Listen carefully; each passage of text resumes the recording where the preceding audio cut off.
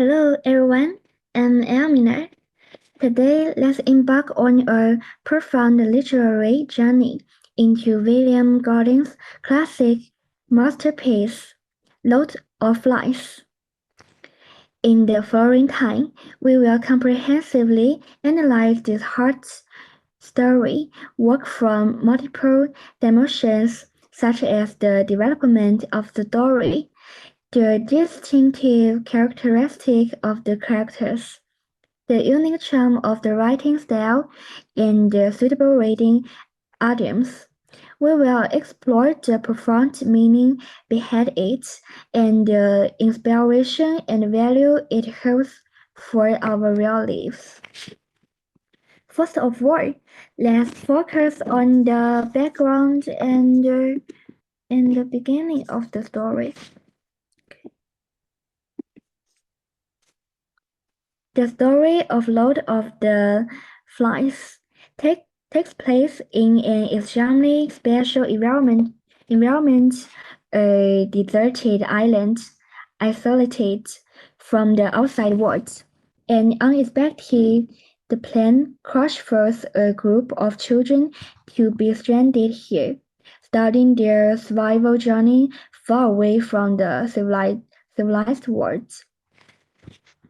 When we dive into the development of the story, we will find that it is full of twists and turns.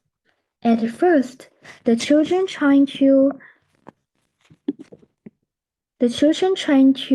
establish order on the deserted island, relying on the knowledge and the habits they have learned in the civilized society. They strive to adapt to the new environment. Ralph.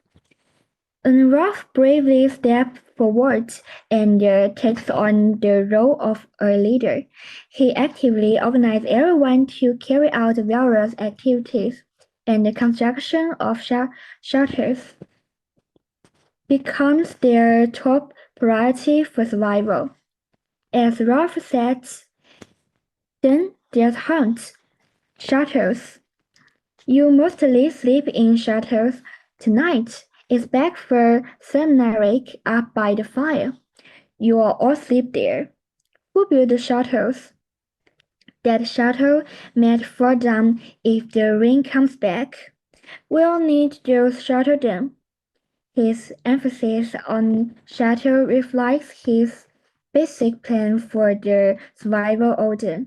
Meanwhile, he deeply understands the importance of fire for them.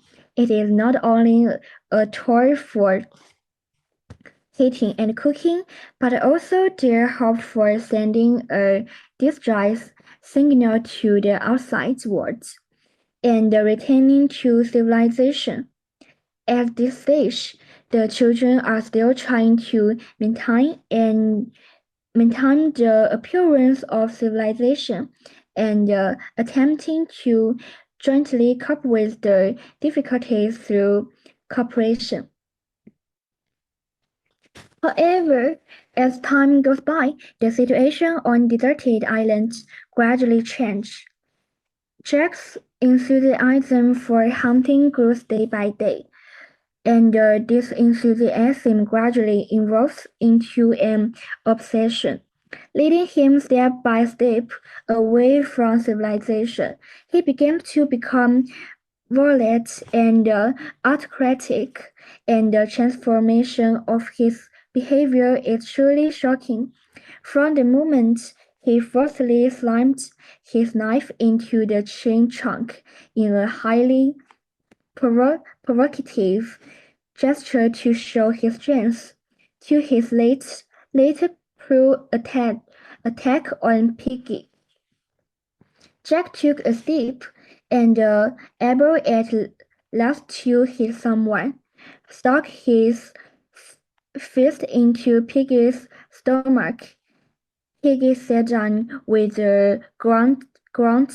Jack stood over him. His voice was vicious with humiliation. This action not only breathed physical pain to Piggy, but also severe damage the originally fragile humaning and trust relationship among the group.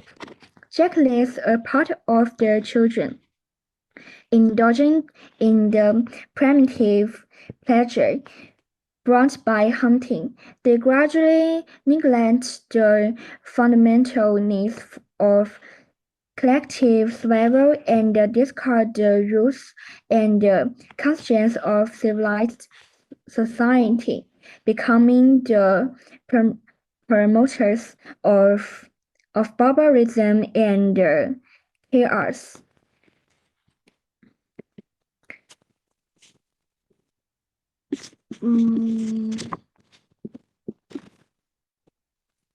In this process, Piggy's role is particularly unique.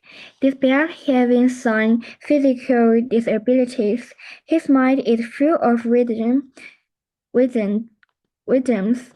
He has always firmly supported Ralph and contributed his strength to the group with rational thinking and calm judgment. He has explained the various phenomena that occur on the island from a scientific perspective and endeavor to dispel the unfounded fears in everyone's hearts.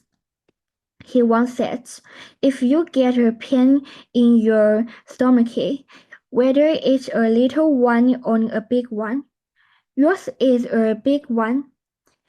When you're done laughing, perhaps we can get on with the meeting."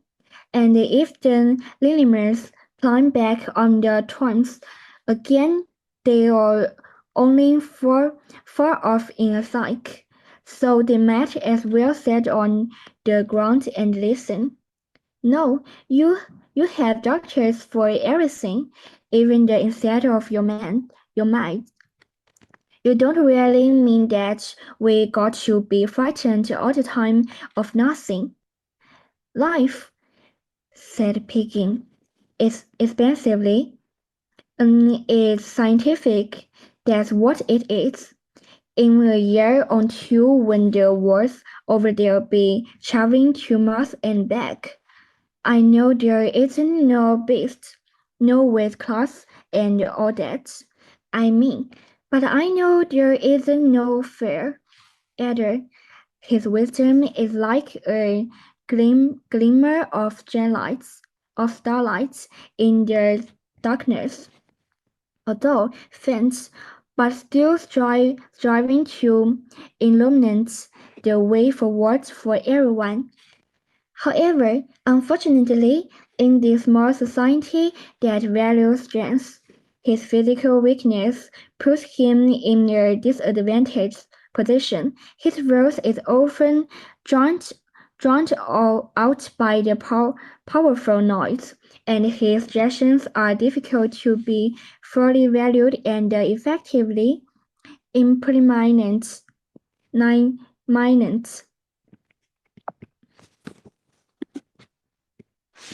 And Simon, he is like an angel in the dark, the embodiment of kindness and acuteness.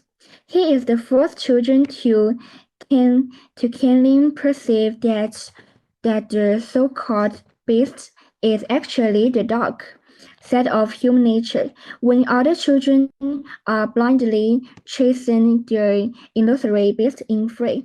He alone bravely embarks on a difficult journey to explore the truth, facing the terrifying Sinan the mountain.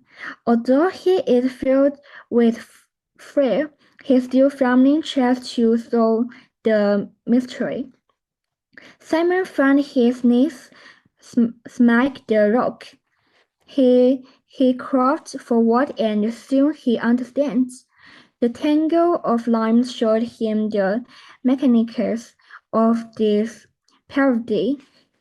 He examined the right knee's bones, the teeth, The colors of corruption, he saw how pitilessly the layers of rubble and the canvas held together the poor body that should be rotting away. Then the wind blew again and the finger lifted, both and the breast flying at him. Simon knelt on all fours and was seeing till his stomach stomach was empty. Then he took the lines in his hands. He freed them from the ropes and the figure from the wind's indignity. He deeply understands that what is truly terrifying is not the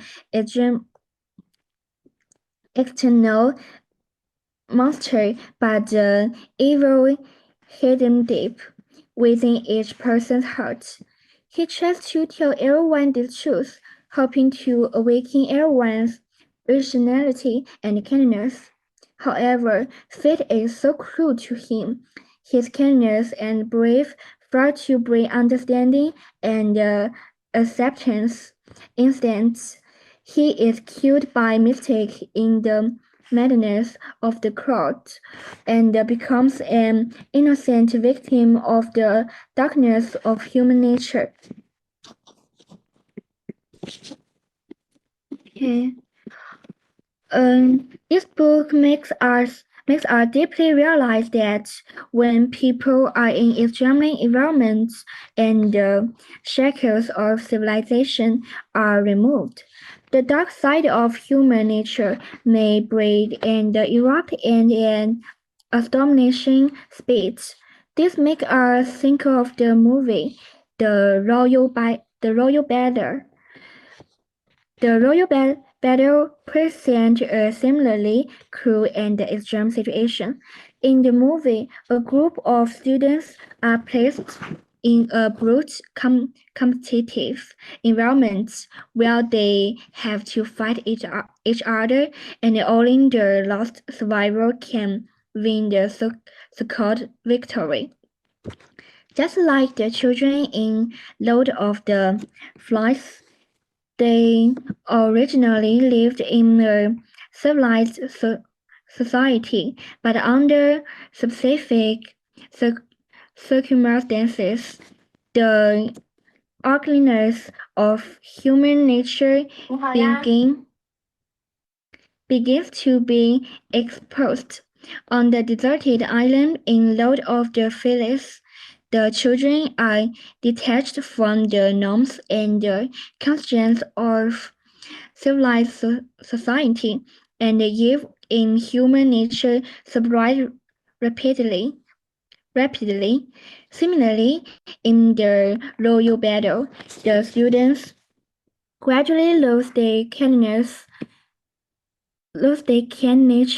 the cruel rules. Next,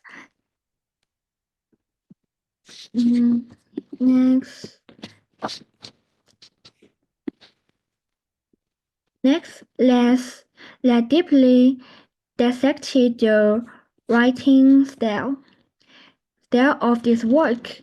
Gordon used a rich variety of writing techniques in Lord of the Flies, among which the use of symbolism is extremely ingenious.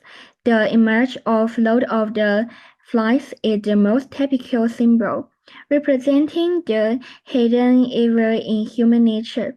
In the novel, Lord of the Flies appears in the form of a pig's hand, as if it had life, talking to Simon, constantly mocking and bewitch him.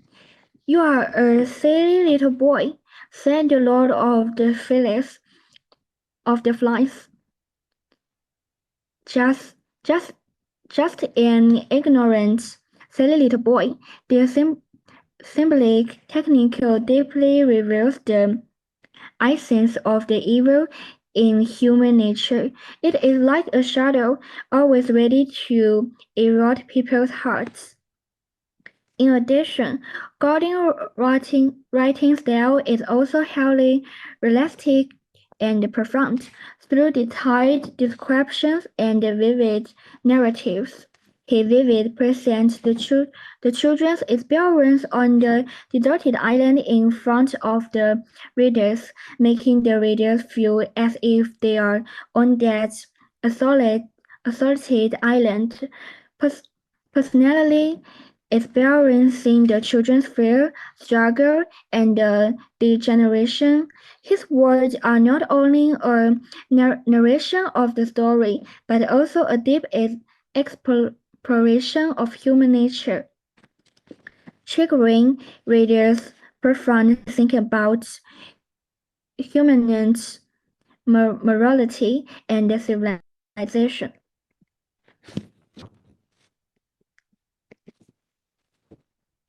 This book This book is suitable for readers age teenager and above. If you are interested in human exploration, philosophic thinking, or in front of adventure and survival story, it will probably appeal to you. However, if you have no interest in such theme, it may not be suitable for you to read this book. Okay, in conclusion, Lord of the Flies is not just a simple novel, it is a treasure trove of human nature, containing endless wisdom and inspiration. It uses a deserted island as a stage to stage a thoroughly drama of human nature, allowing us to deeply understand the complexity of human nature, the vulnerability of civilization, and the importance of morality. I hope that after reading this work, everyone can plant a sense of originality and kindness in the depths of their hearts and they work together to build a more beautiful world. Okay, thank, thanks for watching. Thank you all. Goodbye.